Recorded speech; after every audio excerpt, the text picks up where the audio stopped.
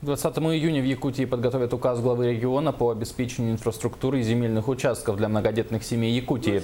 Вопросы, связанные с выделением земельных участков данной категории населения, рассмотрели сегодня на совещании, которое провел Егор Борисов.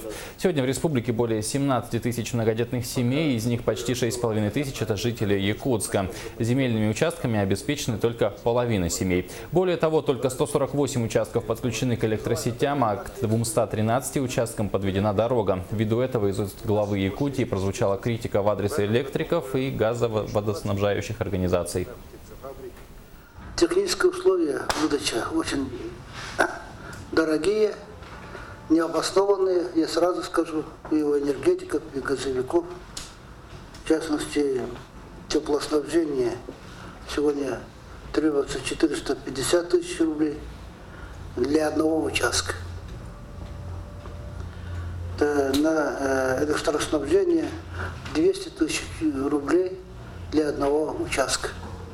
Это очень сложные условия. Исходя из этого, нам необходимо, в принципе, надо присмотреть все подходы.